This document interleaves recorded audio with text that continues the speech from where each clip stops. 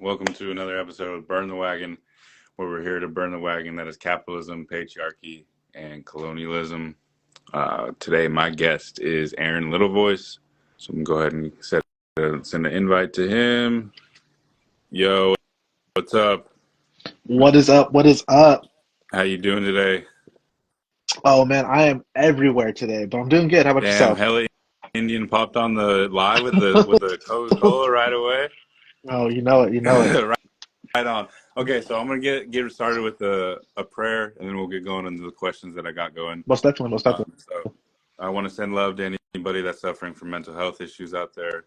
I want to send love to anybody that's suffering from domestic violence issues. I want to send love to any of our unhoused community. I want to send love to the land that we stand on today, and that is Pomo territory. I also want to send love to any of our relatives over in Palestine, any of our relatives over in Sudan, Lebanon, and wherever else.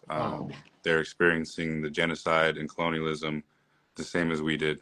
But yeah, today, welcome to my podcast, Burn the Wagon, and we are here with my guest, Aaron Littlevoice. I'm gonna go ahead and let you give a little intro about yourself, and then we'll go from there. All right. First and foremost, Epento Wash Day, everyone. Hello, hello. My name is Aaron Littlevoice. Now, I don't normally do like interviews. I'm like new to it. I usually am the interviewee. So this is all new to me. But yeah, man, this is all new to me. Um, so we'll start with this question: what tribe or tribes are you from? All right, let me adjust this very quickly. Sorry, you guys. I'm like, boom. So I am Umpapa Lakota and Ponca. I'm originally, well, my tribe is originally from Standing Rock Reservation on my Sioux side or my Lakota side. And on my mom's side, which is Ponca, that's all from Oklahoma side. And the Little Voice family, man, we're in the history books. Like, we're in the archives, and it's crazy because the history of Little Voice, I didn't realize it was that deep, but we're deep, and it's crazy. What is some of the? I just want to know some of the history of the Little Voice name. What is it? So, so some of the Little Voice static is like the best way to put it is the Little Voice stature or the name of that has been just history of either the women in our culture, which that's majority of who I've met is just the women in my life or in the older life has just that name. It's just been around for such a long time. You hear of other names, that had that stand that's been around for years. This is one of those names. As far as like who I can talk to about it, it's difficult because the little voices, there are not a lot of us. And the people who I do reach out to are tend to like, you got to talk to this person or you got to reach out to that person. So it's always that old native way where if you try to learn your own language, you say, oh, you got to learn it from this person. You got to learn it from that person. So I'm slowly grasping at what history I can get from either, my unchis or my um, uh, my grandmas and stuff like that. So it's difficult, but it's there. That last name will forever be in history books, which is crazy. You said I'm gonna switch our questions a little bit. You Yeah. said you're usually the interviewer, Yes. right? Um, Yes. so at what point did you start interviewing, and then where can people find those interviews? So, when did I start interviewing? Weirdly enough, it started at the Red Indigenous Market in Oakland. I interviewed Stuart James, who is a dope. No, that's a lie. It was still at the Red Indigenous Market. I interviewed Frank Wallace, a dope Native Indigenous artist. A lot of people know who he is. I interviewed him, and unfortunately, it was on the Galaxy S7 that I have. But that footage is gone, and it sucks because I got a lot of great questions with this man. And but the reason I started interviewing was because if you look at social media platforms or people who do interviews and stuff like that, you don't see Native people get interviews from other Native Indigenous art other Native Indigenous people. In that comfortability realm of giving interviews, we'll say within the Black and Brown community, you have Black and Brown interviewers. For Native people, we don't really have that outlet. We don't have that. Hey, let me interview. I want you to be comfortable because not a lot of us will understand our slang or our Native American vernacular English.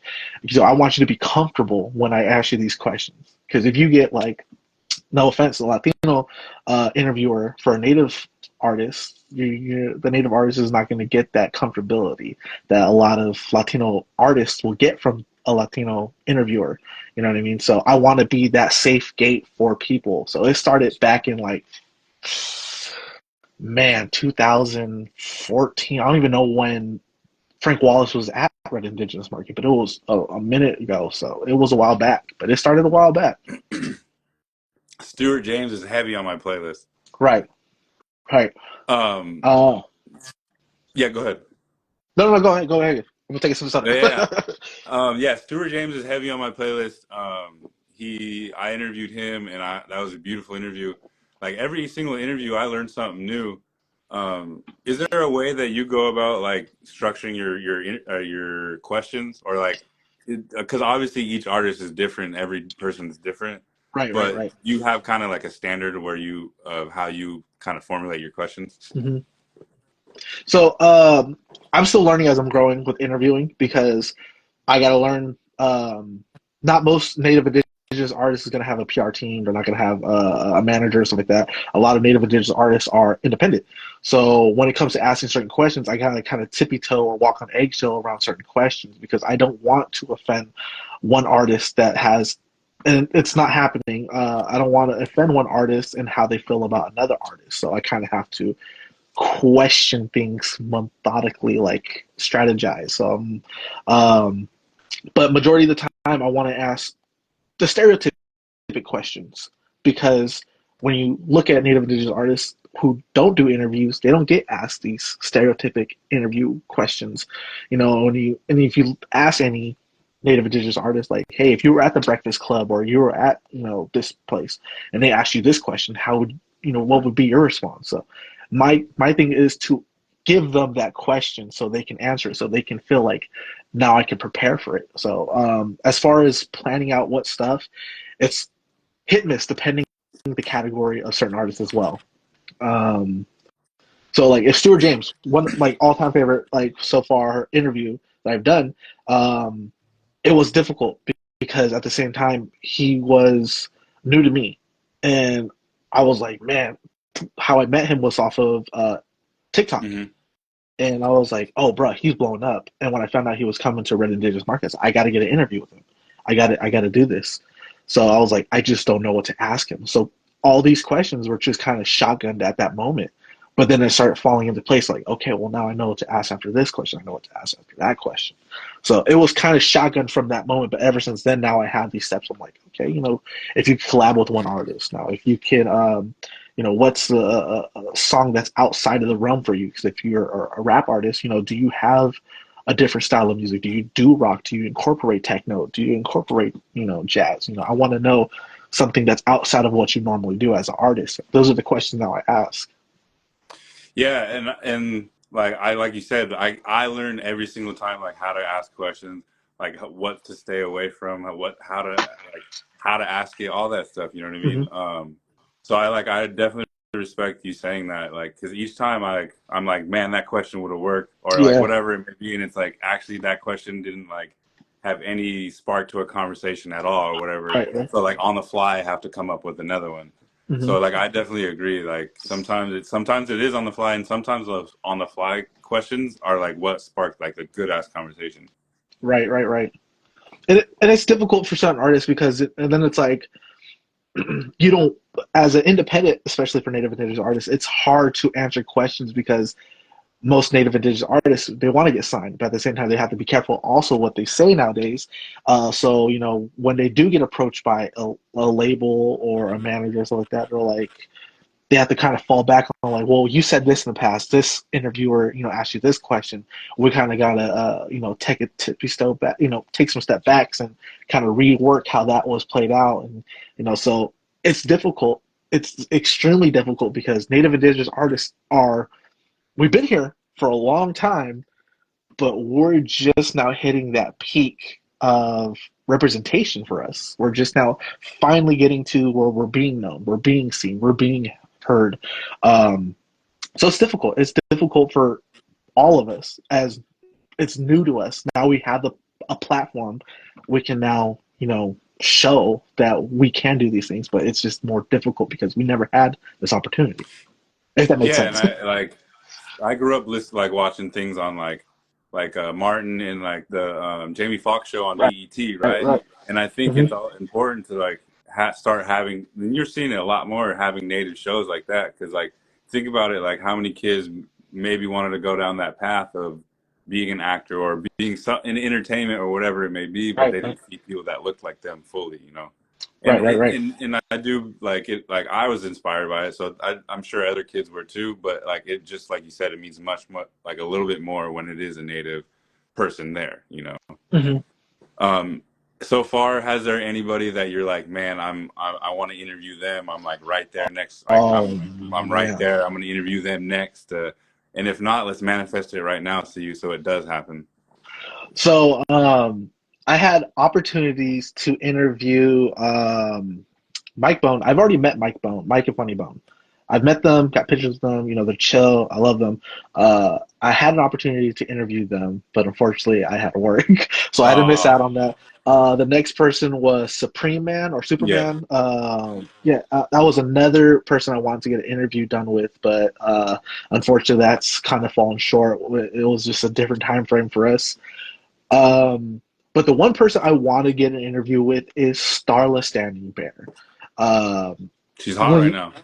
she's killing it, especially for Native Yeah. Indigenous women rappers and artists. You look at the rap game now.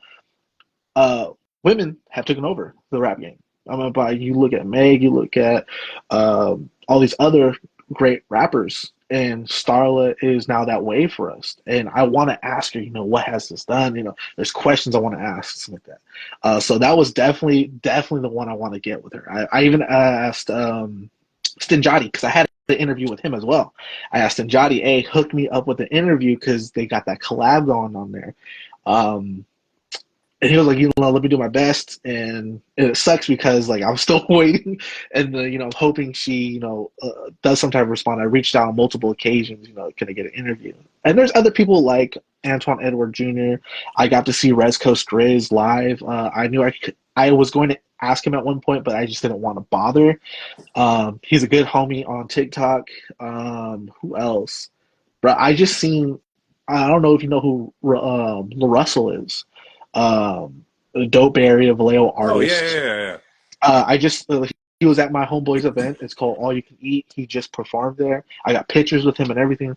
I was so close to pulling the trigger on, hey, let me interview you. But then I don't remember. I was like, man, I'm already at a place where I get to see this man live, and he's Yeah. my favorite artist. So I'm like, I'm not trying to bother this man. He's got to come out here to out here to perform and stuff like that.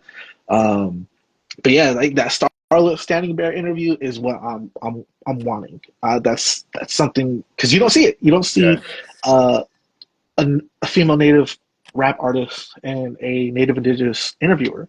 You don't get to see it often, and I would love to be one of those few. And I'm not saying yourself, but I would love to see us have those steps for us to get that opportunity and to shine more light on it. Because, like I said, it's representation. We don't get it, and if we don't ask for it, closed mouth doesn't get fed. Yeah. So that's the one I'm manifesting on right now. Have you heard of, I don't know, their rap? I mean, their Instagram name is Some Rap Couple. Some It's rap couple. it's a native duo. I think on Spotify their shit's called like Throne or something, but she Thorn, or something like that. Throne or Yeah, Thorn. yeah. Yeah. Yeah, yeah, they are I'm pretty hard. sure she just released something and it's tight. It It's like it's is. hella tight. So yeah, natives are like I think all around the place because you're seeing a lot of native shows. Like it's like we're coming, you know. And then I love people like pushing the algorithm with our shit. Like I love that. Like we're starting to take that over as well, you know. So yeah, is there anywhere people can find these interviews? The interview that I have with Stenjati is on not Stenjati. Stuart James is on my TikTok, which is Aaron Little Voice. The one I have with Stenjati is on a USB drive, and I haven't edited. That interview is a 2 hour interview, but I got to break it down. But we talk about tattooing, his weight loss journey. I met, I didn't meet, but I was friends with him on Facebook way before he was in shape and like who he is right now. I was friends with him when he was still big and going through his motions. So I talked about his weight loss journey. I talked about his tattoo journey, then his rap career, then into acting in Reservation Dogs. And he finally, we want, because, I asked him this, I was like, and a lot of people wanted to know, what would he have liked to saw come out of Leslie Pumpkin in Reservation Dogs? And he gave us what was originally supposed to happen in that interview. And a lot of people, were upset, obviously, the situation that came forth with him and stuff like that. But I do know what happened to his character in Reservation Dogs. So that's dope. I don't want to tell it. I want to show it because he explains it. I want you guys to see it from, the perspective of this person telling you the story. So Aaron Little Voice on TikTok. You guys can find me on there. I'm going to do more interviews. It's been difficult because I'm working on 2 TikToks. I'm doing fashion and sneakers and stuff like that. With that one, that's kind of like almost a main priority. But Aaron Little Voice at 32K on there. That's where I've done my political talks, my issues with MMIW, talking about that. And I do want to still continue to do my interviews on there. And hopefully, Snot Nose Res Kids, they're coming to the Red Indigenous Market. And I got an interview with them coming through, hopefully. Question for you both: who would be a dream person to interview? Oh, so Chrissy, shout out to Chrissy for that. You want to go first? Go ahead. Well, you kind of did answer that, but with Stella Standing Bear, Mm-hmm. but or do you have someone that's like bigger than that you're like, damn, that would be like legit? Because I'm like, dang, that's a good question. Because I'm man, there's like so many people that I've already interviewed that I'm like, damn, that's the person I wanted to go after Right. and interview. Man, that's a really good question, honestly. I might have to come back to that one to be honest. If I had to interview someone big, um, it definitely, because this person doesn't do interviews all that much, and that's J. Cole. I'm a huge J. Cole fan. As much as I'm from East Oakland, the Bay Area. I represent my Bay Area family and stuff like that. All artists. But as far as someone big, a big artist would be J. Cole. This man rarely does interviews. I don't know, but the same thing with Kendrick Lamar, but have the opportunity with one of your all-time favorites or who someone you consider the GOAT would be an opportunity of a lifetime. So that's something I could put in the air as well. Let me get that out there. I doubt it'll ever happen, but you never You know. never know. So this is definitely like Starless Standing Bear is definitely main priority number one. That's someone who I want to get in an interview with so bad. But J. Cole is a hard second. Um, for me, I'd say like non-famous like or non like artists would be one of my elders that's on the res, just to Hmm. pick their brain on like culture, like what it was like growing up on the res, like hella years ago.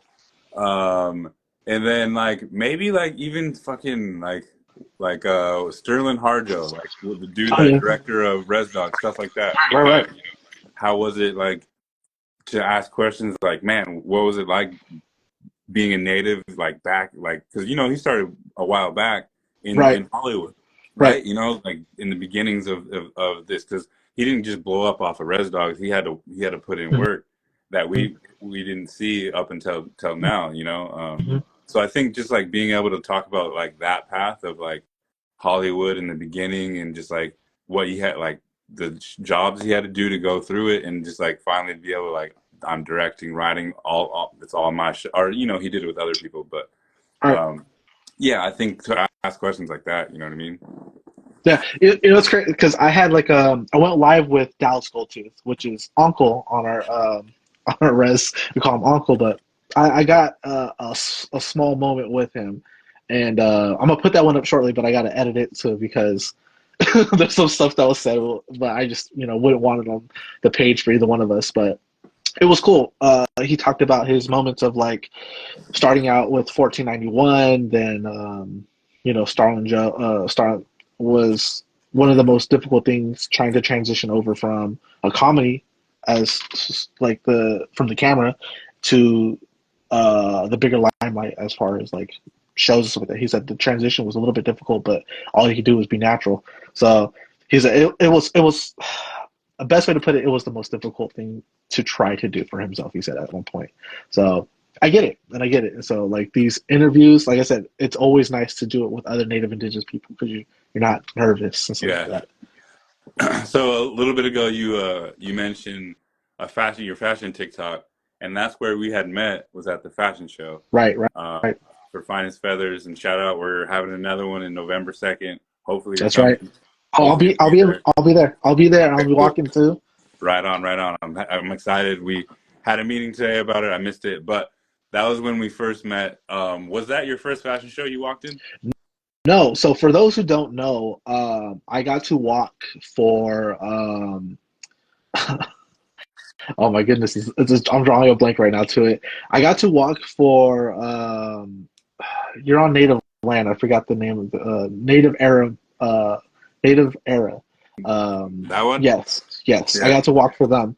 I'm drawing such a blank for their name, and I feel so terrible because I got to walk for them. But I got to Urban walk for Native them. Era. There we go. Urban Native Era. I got to walk for Joey Mantegna. And surprisingly, a lot of people don't know this. I met Joey when I had like 8,000 following on my original TikTok account. And I was like, you know what, let me shoot my shot because I've been a fan of their stuff, their clothing brand, and everything. This was at Stanford, the Stanford Powwow. And I said, hey, man, I got 8,000 followers. I would love to, show you guys off. And he was like, yeah. No, he was like, let's link up. And he emailed me. We got his phone number. We talked for like off and on. And he went through a situation with himself. And then he kind of just said, I'm going to put all this stuff to the side. I'm going to take care of what you guys take care of. And when he came back, which was that Runaway show, and that was last year, and I was like, or this year, and I was like, bruh. And he put out auditions, so I reached out and said, hey, I would love to walk if I could. He was like, yeah, unfortunately, I can't just pick you. He was like, put in for it, and I did, and surprisingly, I was picked. You think of how many good-looking Native Indigenous people there are in this world. I'm thinking to myself, I'm not gonna get picked. I'm chubby, I'm short, I ain't got the long hair, I ain't got that typical Native look that a lot of people assume that we have. So I was like, all right, I'm gonna put in first still. I shot my shot, and they picked me. I got to walk, and that was like the scariest moment. And it was originally supposed to be somebody who was supposed to walk before me, and they said, "Hey, we switched it up. You're gonna be walking first." I'm like, "Oh shit!" I didn't know how to kind of just. I was so ready for it, and then it just completely shut me off to it. So walking first in that runway was the scariest thing ever. But after that, after I killed that first one, I was like, "Yes, I'm so ready for this again." And then Hands said, "Hey, we got it. Fashion show coming through." I said, "All right." Sent him my details and stuff like that. We did it again. That's when I met you, and I had a blast doing it. So that first time I ever walked was for Urban Native Era. Second time I got to walk was for Hands at the Finest Feathers.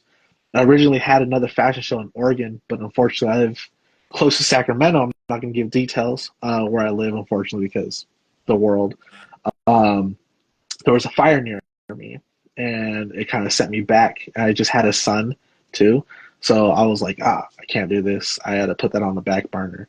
But Hands reached out again and said, "Hey, we need you, so let's do it again." So I said, "All right, free up on it." And yeah, so ever since then I've been just stuck. I've been stuck with fashion. I've been like, I got to do this more. I got to do this more. Do you have a brand? I see you rocking. That's the generational trauma, right? Do you Yes. have a brand that you're like, man, I rock with them I like the most? I know it's hard to like because there's so many brands out there, but I rock the Native Era hats usually, Hmm. and I know there's a couple like obviously I rock with Hands merch and shit, but like, is Hmm. there someone that you rock with the most? So this is why I started getting into fashion. Is because I don't see streetwear all that much for Native Indigenous fashion. Don't get me wrong, native fashion's out there. You look at Born and Raised. Sponto, he was the creator for Born and Raised. He does streetwear. You look at who else? Uh, I forgot who else to put out there, but Sponta, like you don't see native streetwear. You don't see it as a typical thing that's on the shelf. So I try to gravitate towards anything, like even the shirts like that. You don't see heavy material shirts. You don't see fitted hats like this. You don't see it often. So I try to gravitate towards those things, and it's hard because there's not one person who does all materials. The closest one is generational trauma because they have hats, hoodies, shirts, socks. They do it all, shorts and shit. So, but to pick, if I'm supporting, I'm supporting regardless. I have my own clothing brand. It's Tradition Kicks, and even then, it's still difficult because we don't have that person who puts us out there. And I say this to the death of me, and this is no flack to anybody. Yeah, entity natives, they got killer stuff. But I want streetwear, streetwear. You don't see streetwear, streetwear. Hands does pretty good hoodies, and I love his hoodies. Uh, but when it comes to who I select and stuff like that, I don't know. It's kind of hard. It's difficult. It's difficult to pick because then I'm just like favoring. But you look at the shoes behind me. That's generational trauma shoes. So I support him so heavily. And if I had to say anything, nah, I don't know. I Yeah, can't pick. yeah, That's I it's know. a difficult one. I It's a just was difficult like one. hoping that along the way you would name a but like and you did. You named a couple different like native brands. If this is what I tell people too, because I get a lot of questions on, hey, where'd you get the shirt from? Hey, where'd you get that? I'm always willing to like knock off a list of shirts and stuff like that. Like generational trauma, they hands down have one of the best shorts for streetwear, hats as well. What else? I forgot the name of this clothing brand. This one too. It's a native shirt Oh, as well, and it's just another one's Decolonial clothing brand. yes, It's these yeah. guys. Yeah, Yes, and I like. There's so much to pick for, but I normally, if somebody wants, hey, where'd you get those shorts? I'll be like, here you go, here you go, here you go. What else? My shirts. You guys can go to my link tree, and I have my shirts. It's just that good medicine, and I have what's it called Tradition Kick shirts on there, or something like that. And so I try to support everybody as much as I possibly can. And it's so hard. Section 35, that's right. And like, I don't know. It's hard to pick. It's so hard to pick, and I'm just rambling at this point. it's But like yeah, saying it's like trying to pick like your favorite like artist. You know what I mean? There's so many different ones, and like some days you're mhm. feeling like this, some days that you're feeling like that. Sometimes it's like hoodie season, and you're like, I'm rocking with Decolonial Lab or whatever. You know what I mean? Like, and then my cousin, she got some shit out of Portland called she's the Ink Lab, and she did my Mhm. jacket, my Burn the Wagon Okay, jacket, I and remember I that. that heavy. And she does like crew necks. I love crew necks. Shit like that is dope, and it's Like, embroidered too. there was who is it? Yeah, the brand you're wearing, I had the crew neck of I think it's decolonialized, and it's on their Instagram. It's on my first page on the thing because they say, hey, we want to tag you up in this. So I was like, all right, go ahead. So they have one of the best crew necks hoodies, and it's crazy because they're crew. I'm big on hoodies. I love hoodies. That's just who I am. I wear hoodies everywhere. Um, but their crew necks and their hoodies are like hands down one of the best crew necks I've ever had. Their sweatshirts are like one of the best sweatshirts I've ever had. But if I had to pick material wise for clothing brand, Hand, no, Hands has solid. I give them a solid third, and it sucks saying that because I love his stuff. um, He just tuned in too. He heard you say that. I No, know, I I'm know. just It's kidding. so, I'm just kidding. if I had to pick though, Generational Trauma has one of the best hoodies ever. The inside lining of that is satin. The outside is standard hoodie material, but the entire piece is embroidered. and that takes a lot. If people have never done fashion or try to figure out how to do anything like that when it comes to clothing brand, embroidery is expensive. Yeah. It's a lot of work, especially detailed embroidery. Generational Trauma kills it when it comes to that hoodie. I love their hoodie so much. I literally just let my brother have my Dead Dancer hoodie just a little while ago, and oh my goodness, those hoodies are so hard. Shirt wise, everybody has the same material. I love their stuff. Um, I go on for days about material and like what's what. Um, is there any like fashion shows that you're like, I'm gonna get there. I'm gonna get there eventually. Um, and which one There is that? is. So Urban Native era is doing. He's running it back. Joey's running it back. Now in places I am not 100% sure. There was talks about New York, and I was like, New York. Okay, okay, okay. I want to do New York. At the same time, there's places that Hans has been to that's in Canada that I want to go do. Um, but so far, there's this one.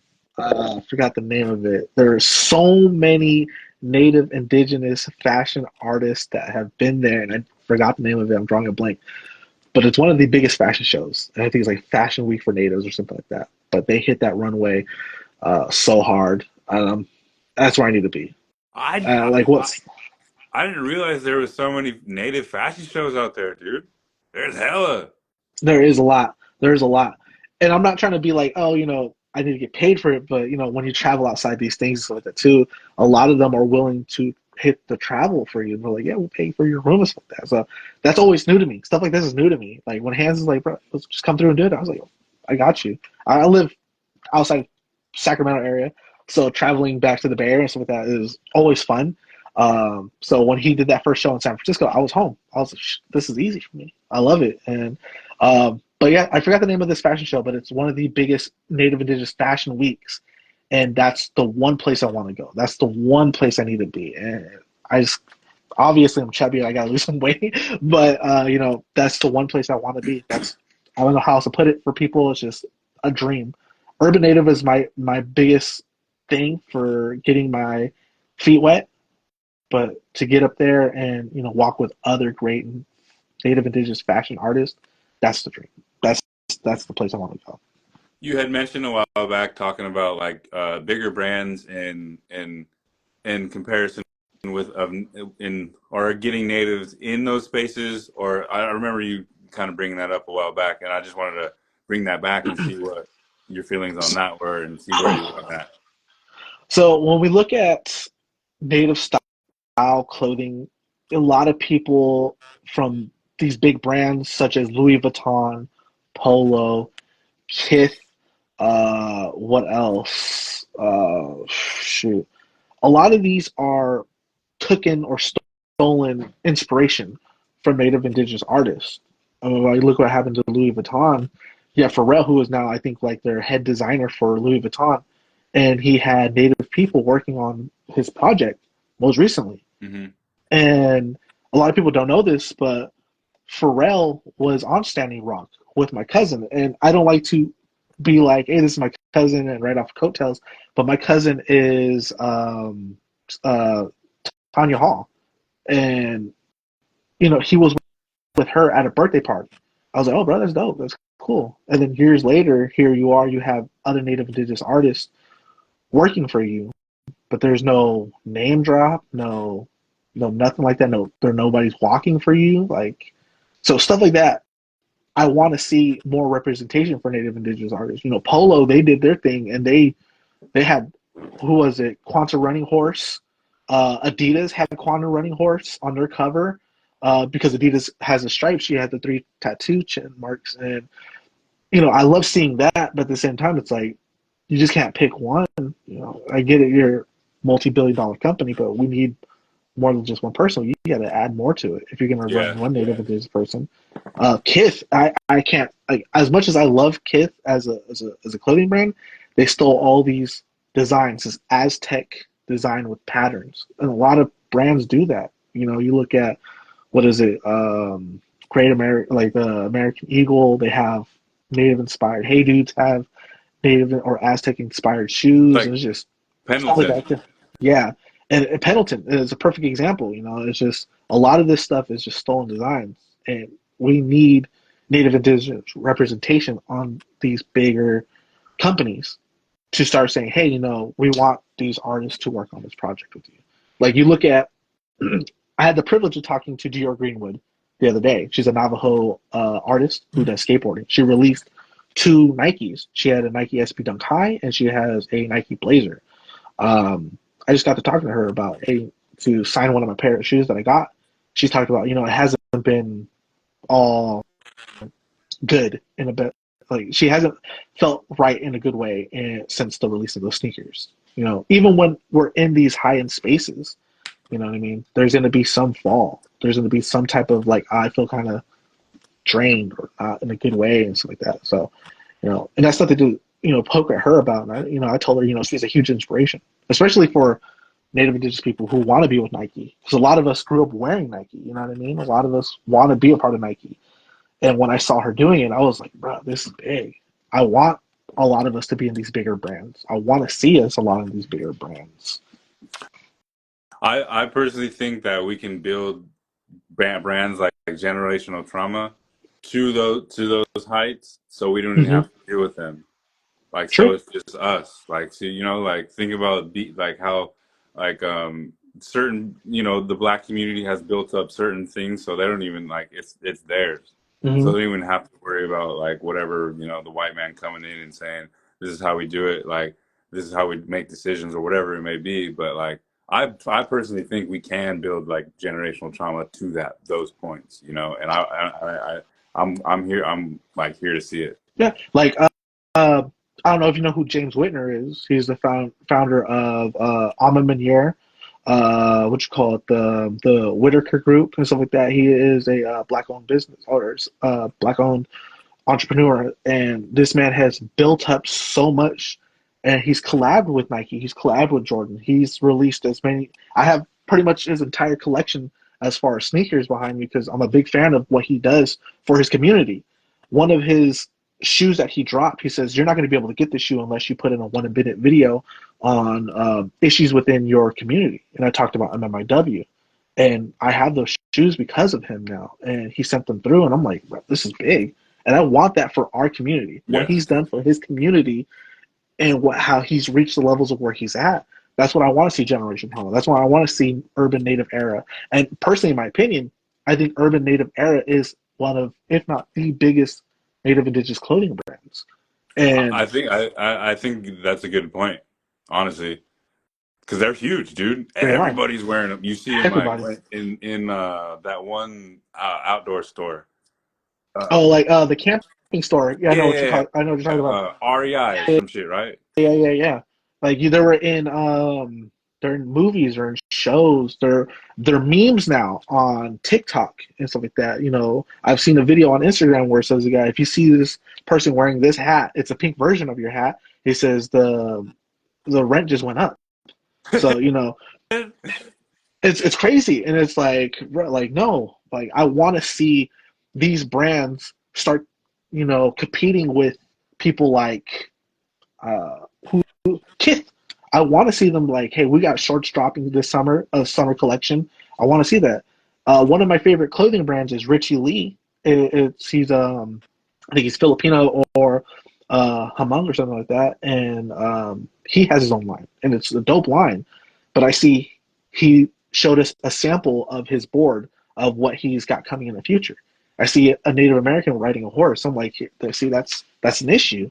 That's a huge issue. Reach out to a Native person, like, hey, how do you feel about this? What could we do different about this? How could we get like? How could if we were to bring in more Native Indigenous people to buy? How could we make this work? You know what I mean? That's the type of stuff I want to see. I know Urban Native Era is already competing with other brands, and a lot of people downplay it so much, but we're right there. We're right there at that stepping stone. And I want to see us more up there. Generational Trauma is next. I already know that. Generational Trauma is definitely next as far as streetwear brand. This man has built this from the ground up, and he's killing it. He's definitely killing it. And I just realized that's all kicks behind you. Do you have Yeah, do yeah. you, do you have a pair that you're like this is the pair that like is like the one that I've always wanted since I was a kid, or like, you know what I mean? That one, I know it's hella hard. It's the same thing as like picking as picking a clothing brand, but I do not since I was a kid, but there is a shoe that where is it?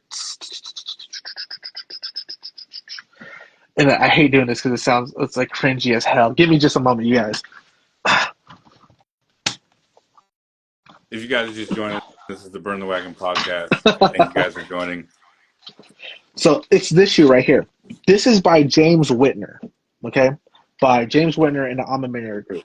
This shoe was made an inspiration of his mother and for black women.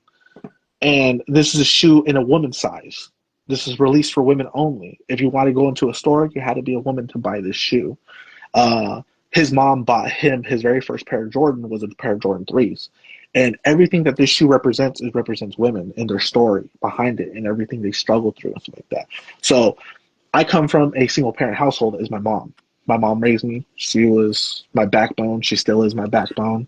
When he released the story for this shoe, it just immediately hit me. So this is a shoe that I will forever cherish. And like, if I had to give up all these shoes, as long as I got this, I'm fine.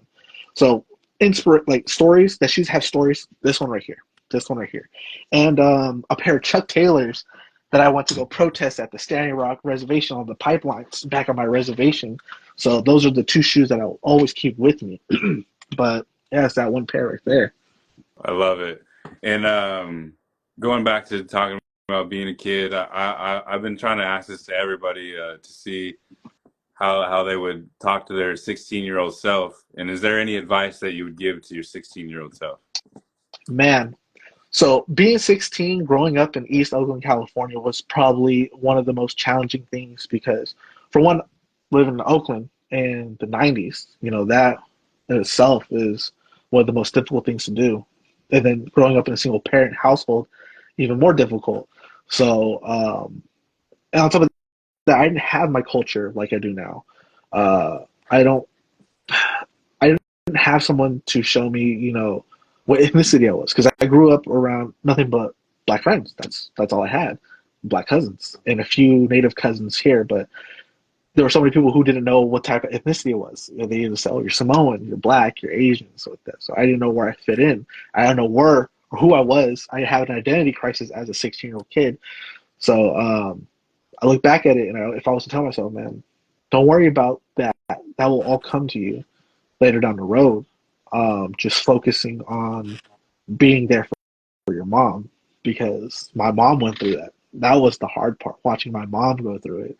And, coming from a like I said, single parent household who was, addict and stuff like that. It's just, they feel like, man, I got to run away. I got to get out of here. I got to do better than this.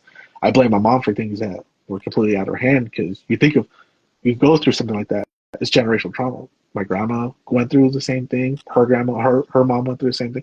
So I can't blame my mom. I tell myself, don't blame your mom. Stick it out, thug it out. You got this. It's going to get tough, but later down the road, you'll have what you want. You work for what you got. So it's just to thug it out. I love that. And at what point, thug it out? That's what it's about. At what point do you remember being told, or just starting to like, man, I'm gonna reconnect to my native side? Or do you have someone that was like that came in and was like, this is who you are, this is where you're from, this is who you're about, this is where your ancestors are from, and all that type of stuff? Yeah, it was my auntie. She works for AIM. Her name was Sharon Little Voice, but her married name was Sharon Many Wounds. That's how I found out I was related to Tanja Hall, my first crush. But yeah, she came through, and my auntie and me were kind of connected a lot, and she was like, you're Native American, you're Lakota, you gotta be strong, you gotta be proud of who your people were, so like that. Even though, and this is, not to down talk us, but my auntie, was an alcoholic, and even when she had a beer in her hand, she would tell me, be proud of who you are. I think that's what a lot of us natives growing up on the res or the cities, so like that, we've always heard from our parents or our cousins, be proud of your people. So My auntie when I was like I think 7 or 8, 9, and it really didn't hit me until I hit around like 19, and I started learning my language. I started learning my songs. I started learning the meaning of my dances, stuff like that. My aunt, I go back to my res when I could to go spend time at Standing Rock and understand stuff. So it was her who drove me to that point of like finding out who my people were, finding out who was on whose side of my mom's side or my dad's side and stuff like that. So finding out that little voices come from Oklahoma, and then from the other side was all from Standing Rock in North Dakota and shit like that. So sorry for cussing. Oh, you're good. Um, You can cuss all you want on this podcast. so it was her. Unfortunately, she's passed away, and I feel like I lost my connection back to my my res and my people, and my connection was through her. Right? During this times when I was heading out there to go spend time or for the pipeline, I called her to talk to her, like, what should I do this? Should I do that? You worked for AIM, what would you do here? What would you do there? She would give me good advice, great advice. But like after losing her is when the disconnecting kind of started. But then I always kept on myself. It's like, no, you can't stop here. Learn about your mom, learn about your auntie, learn about this, learn about that. And I have. And ever since then, I've just felt still kind of disconnected, but at the same point, way more smarter about who my people are and my tradition, the songs and stuff like that. So connected, but disconnected in a way. Sorry, No, you're good. but You're good.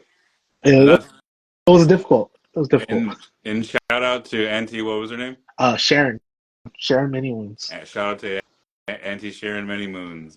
That's beautiful, and that's beautiful that somebody like that you remember who it was that brought you in. You know what I mean? Mm-hmm. Because like you said, like growing up in an urban setting when you don't have a lot of native people around you, it's hard to be able to connect with that. You know what I mean?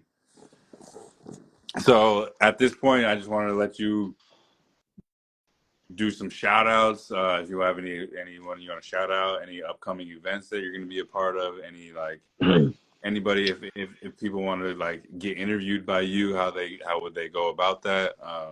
Yeah, this point is just like for you to kind of just go for it. No, most definitely, most definitely. And first and foremost, I want to thank you, man, because this whole interview thing was just new to me, and I've never done it. And I was like, let's give it a shot. I do it so often, like not often, but I do it for other people. I write down what I want for other people, and I've never had it done for myself. So it's kind of new, and I like it. I like it a lot.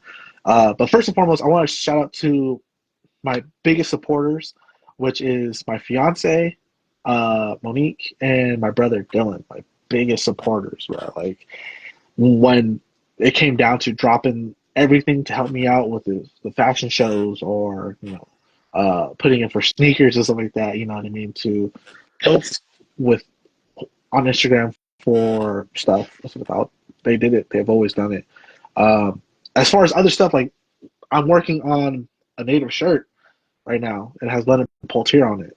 And I'm trying to get a bunch of people together. I got two homies right now uh, who personally, in my opinion, are what drive me to be a better model because they've been killing it in the sneaker game before I was even like kind of born. So they're going to be a part of it. And I want to reach out to you and Hands after, so it's the best way to ask you now if you were willing to be a part of that. Just taking some shots of the shirt and stuff like that. That's up to you though. Yeah, If always. you're willing to do that. Yeah. And then upcoming events. November 2nd, I will be at the Finest Feather Fashion Show. So, I'll be walking that runway with the third time. I got to build up this resume. I got to build up this repertoire for Urban Native when they call me again. Hopefully, if they call me again, it'd be dope. I get on that stage, the bigger stage, hopefully in New York or somewhere. Projects, as far as projects, right now, Snotty Resno Kids are coming back to the Red Indigenous Market in Oakland.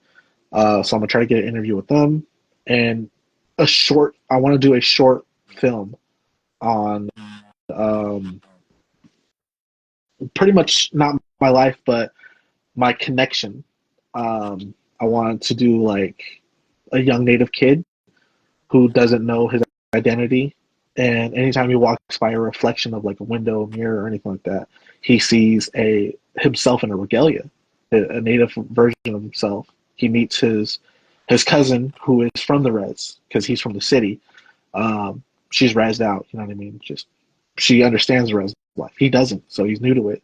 So, and I want to talk about how um, MMIW in that little short film, she goes missing, and he feels like he's losing connection because that was his closest thing to the res life that he got, and he was starting to find himself, and he loses his cousin, so he's losing the connection that he had to his roots, to his native people, to his traditions, stuff like that. So I'm working on a little short film. That's something that I heavily got on the mind, writing small scripts for this thing, and I don't know, it's weird. It's because it's like it's so heavily relatable because I'm to myself in a sense of way, but at the same time, it's like damn, people can understand now from a city point of view of natives to people who were born in the city that are native to people who were born on the res, stuff like that. How much of a how much of a of a an anchor they are for natives who never grew up on a res. You know, I have a bunch of friends who were born on a res. I have a bunch of cousins that were born on a res, and a lot of people don't. I think a lot of them don't realize that how much of an anchor they are. That's what I want this to all be about: finding your connection and holding on to it, regardless if you lose it or not. That's beautiful. I can't wait to see all of that. Can't wait to see you next month. What it's like 37 days. We'll be Yeah, done till the fashion show. Can't wait to see everything that you're about to put out. Any interviews that might be coming up, I'll be able to share it, like it, comment, as much as possible. Get those views up and get those likes up, all of it, to get to get you in that algorithm. You know what I right, mean? right, Uh, right. so yeah, I appreciate you coming on today, and I hope you have a good rest of your night. And yeah, thank you. You too, my man.